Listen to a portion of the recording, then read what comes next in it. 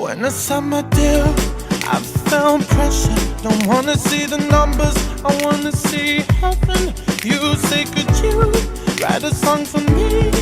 I say, I'm sorry about you that I believe when I go home. Hello guys, this is Anime Wizard 101 and I'm here with chapter 10 review of Toriko. This was a really great chapter. Let's just say Coco has a lot of different gifts. For one, he's a fortune teller, he's a heavenly king, and now he's a poison man. But anyways, let's go to review. So we start off this chapter by seeing Zonge and his men actually trying to like fight off some of these centipede beast monsters, whatever you want to call them. And Zonge actually accomplishes to defeat two of these centipedes, but he sees that there's like a whole swarm coming at him, and he just decides to like dip out and survive instead of struggle to survive. So they run out of the cavern, and after that we see a 2-page spread that describes the puffer whale. And I'll let you guys see it. See the description right there. And then we see that the capture level for puffer whale is actually capture level 29, so it's pretty high.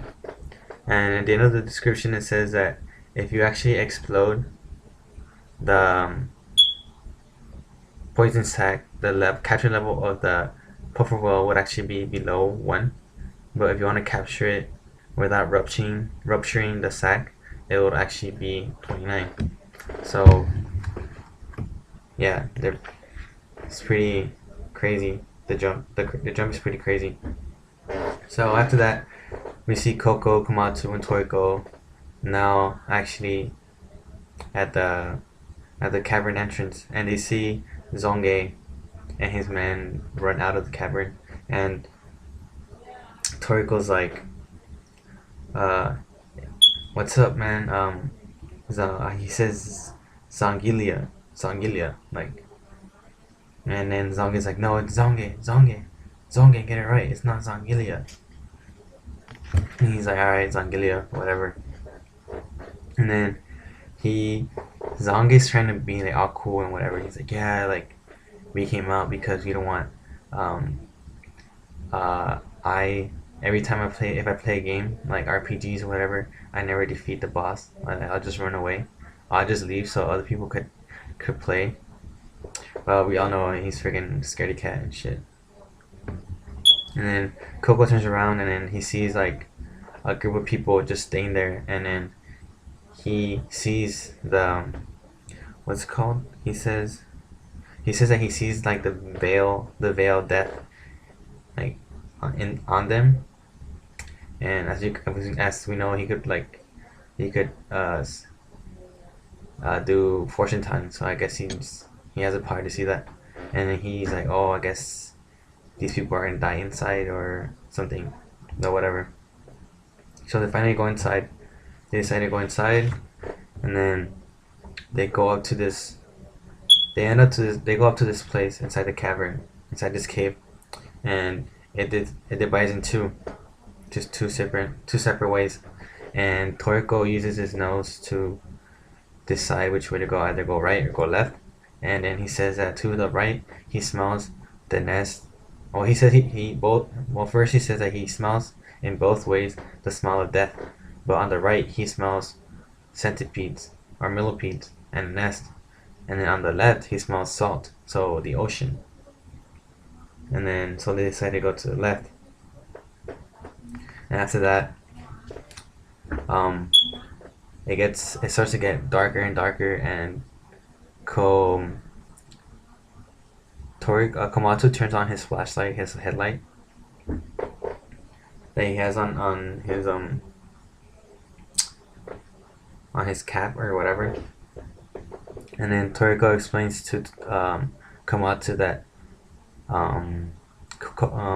the reason that Coco's all the way in front is because he could actually see in the dark, even though it's this dark, because he has he says something that Coco's eyes can see a wider segment of the electromagnetic spectrum that normal human eyes can.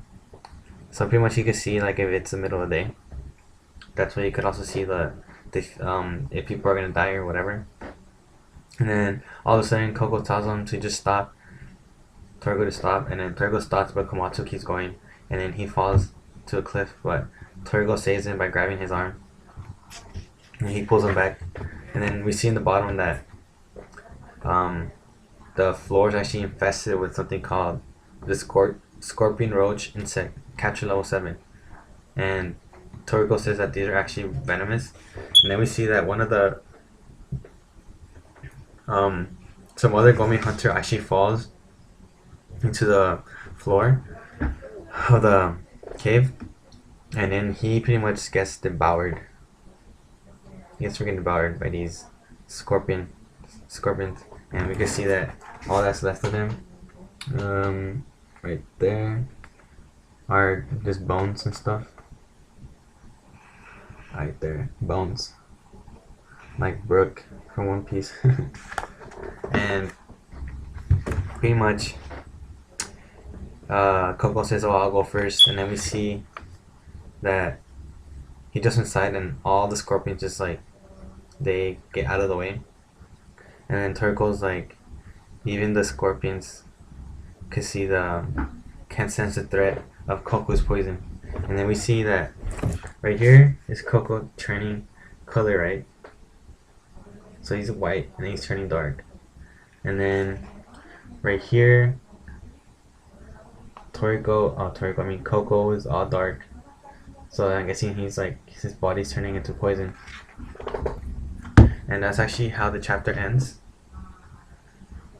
If you like this video, give me a thumbs up. If you have any comments, comment down below in the comment box, and subscribe as always. And I'll see you guys next time with chapter 11. And peace out, you guys. See you guys next time.